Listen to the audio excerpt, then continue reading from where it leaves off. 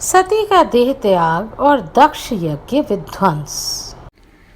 पिछले अध्याय में हमने जाना कि लक्ष्मी का कैसे प्रादुर्भाव हुआ, समुद्र मंथन के द्वारा कैसे विभिन्न प्रकार की वस्तुओं का प्रादुर्भाव हुआ और अमृत प्राप्ति से पहले जो विष की उत्पत्ति हुई उसे किस प्रकार शिव ने ग्रहण करके अपने कंठ में स्थापित किया। आप सभी डिस्क्रिप्शन बॉक्स से मेरे दूसरे चैनल ज्ञान कथा सागर में आरंभ की गई महाभारत की श्रवण पुस्तिका का भी आनंद उठा सकते हैं।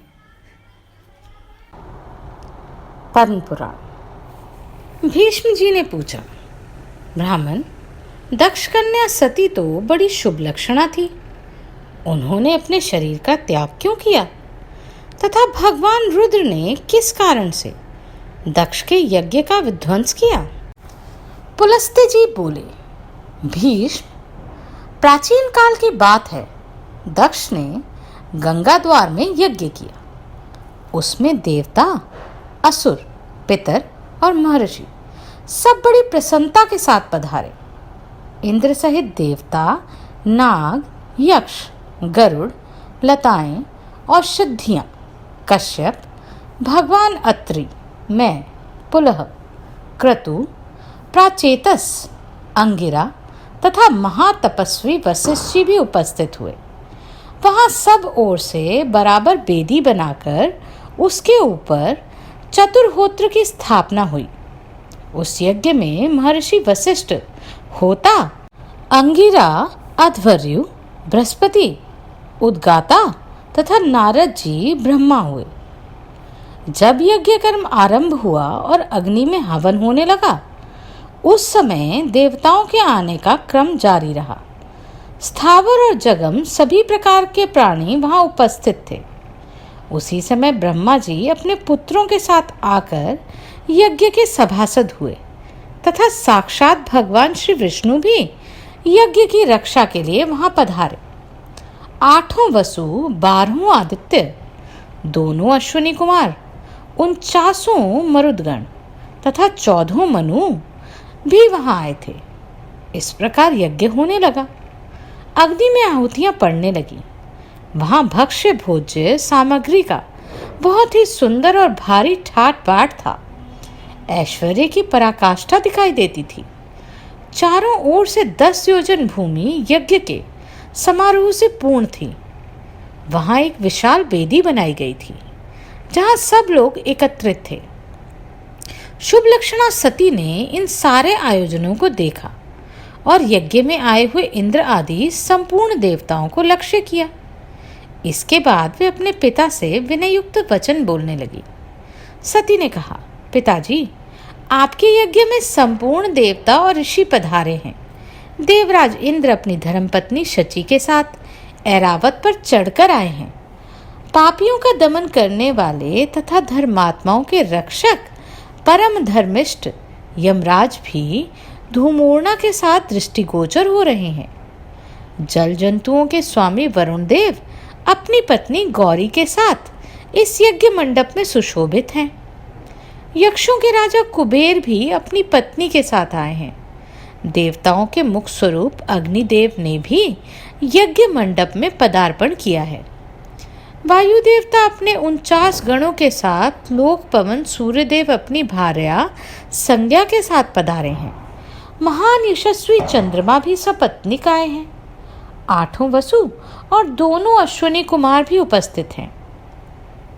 इनके सिवा वृक्ष, वनस्पति, गंधर्व, अप्सराएं, विद्याधर, भूतों के समुदाय, बेताल, यक्ष, राक्षस, भयंकर कर्म करने वाले पिशाच तथा दूसरे प्राणधारी जीव भी यहाँ मौजूद हैं। भगवान कश्यप शिष्यों सहित वशिष्ठ जी, पुलस्त्य, पुलह, सनकादि महर्षि तथा भूमंडल के समस्त पुण्यात्मा राजा यहाँ पधारे हैं। अधिक क्या कहूँ, ब्रह्मा जी की बनाई हुई सारी सृष्टि ही यहाँ आई है। ये हमारी बहनें हैं, ये भांजे हैं और ये बहनोई हैं। ये सब के सब अपनी अपनी स्त्री, पुत्र और बांधवों के साथ यहाँ उपस्थित दिखाई देते हैं। आपने दान मानादि के साथ इन सब का यथावत सत्कार किया। केवल मेरे पति भगवान शंकर ही इस यज्ञ मंडप में नहीं पधारे। उनके बिना ये सारा आयोजन मुझे सूना सा जान पड़ता है। मैं समझती हूँ आपने मेरे पति को निमंत्रित नहीं किया है। निश्चय ही आप उन्हें भूल गए। इसका क्या कारण है? मुझे सब बातें बतलाइए। पुलस्त्य जी कहते हैं, प्रजापति दक्ष ने सती के वचन सुने। सती उन्हें प्राणों से भी बढ़कर प्रिय थी। उन्होंने पति के स्नेह में डूबी हुई परम सौभाग्यवती पतिव्रता सती को गोद में बिठा लिया और गंभीर होकर बोले, बेटी सुनो, जिस कारण से आज मैंने तुम्हारे पति को निमंत्रित नहीं किया वह सब ठीक ठाक बताता हूँ। वे अपने शरीर में राख लपेटे रहते हैं, त्रिशूल और दंड लिए नंग धड़ंग सदा शमशान भूमि में ही विचरा करते। व्याघ्र चर्म पहनते और हाथी का चमड़ा ओढ़ते हैं। कंधे पर नरमुंडों की माला और हाथ में खटवान, यही उनके आभूषण है। वे नागराज वासुकी को यज्ञोपवीत के रूप में धारण किए रहते हैं और इसी रूप में वे सदा इस पृथ्वी पर भ्रमण करते हैं। इसके सिवा और भी बहुत से घृणित कार्य तुम्हारे पति देवता करते रहते हैं। यह सब मेरे लिए बड़ी लज्जा की बात है। भला इन देवताओं के निकट वे उस अभद्र भेष में कैसे बैठ सकते हैं? जैसा उनका वस्त्र है उसे पहनकर वे इस यज्ञ मंडप में आने योग्य नहीं है। बेटी, इन्हीं दोषों के कारण तथा लोक लज्जा के भय से मैंने उन्हें नहीं बुलाया।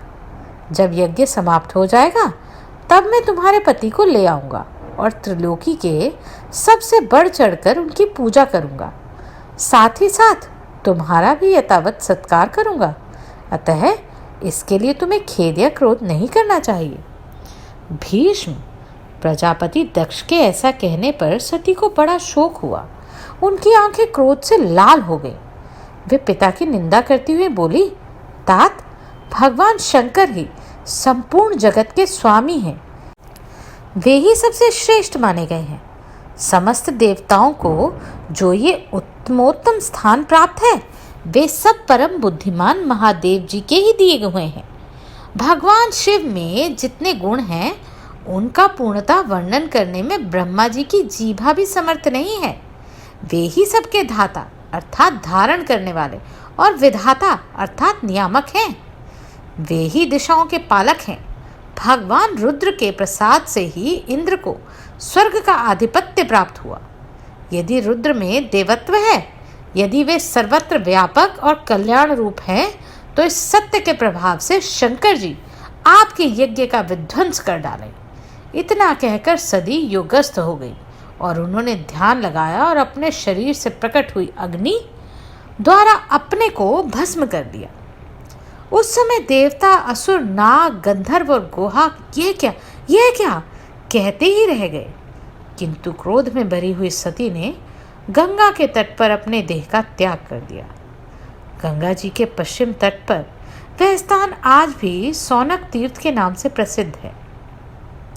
भगवान रुद्र ने जब यह समाचार सुना तब अपनी पत्नी की मृत्यु से उन्हें बड़ा दुख हुआ और उनके मन में समस्त देवताओं के देखते देखते उस यज्ञ को नष्ट कर डालने का विचार उत्पन्न हुआ।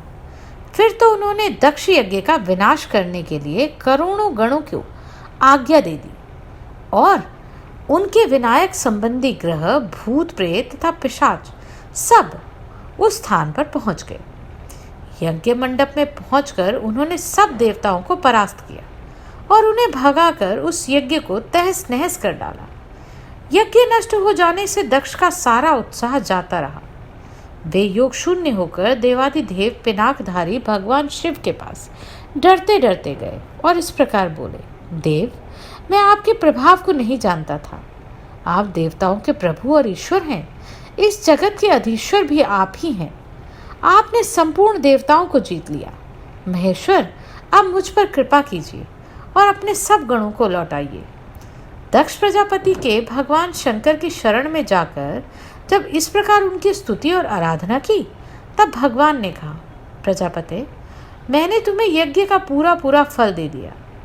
तुम अपनी संपूर्ण कामनाओं की सिद्धि के लिए यज्ञ का उत्तम फल प्राप्त करोगे। भगवान के ऐसा कहने पर दक्ष ने उन्हें प्रणाम किया। सब गणों के देखते देखते वे अपने निवास स्थान को चले गए। उस समय भगवान शिव अपनी पत्नी के वियोग से गंगा द्वार में ही जाकर रहने लगे। हाय मेरी प्रिया कहाँ चली गई, इस प्रकार कहते वे सदा सती के चिंतन में लगे रहते। तदनंतर एक दिन देवर्षि नारद महादेव जी के समीप आए और इस प्रकार बोले, देवेश्वर, आपकी पत्नी सती देवी, जो आपके प्राणों के समान प्रिय थी, देह त्याग के पश्चात इस समय हिमवान की कन्या होकर प्रकट हुई हैं। मैना के गर्भ से उनका आविर्भाव हुआ है। वे लोक के तात्विक अर्थ को जानने वाली हैं। उन्होंने इस समय दूसरा शरीर धारण किया है। नारद जी की यह बात सुनकर महादेव जी ने ध्यानस्थ हो देखा कि सती अवतार ले चुकी हैं। इससे उन्होंने अपने को कृतकृत्य माना और स्वस्थचित होकर रहने लगे। फिर जब पार्वती देवी यौवनावस्था को प्राप्त हुई, तब शिवजी ने पुनः उनके साथ विवाह किया। भीष्म, पूर्व काल में जिस प्रकार दक्ष का यज्ञ नष्ट हुआ था, उसका इस रूप में मैंने तुम्हें वर्णन किया है।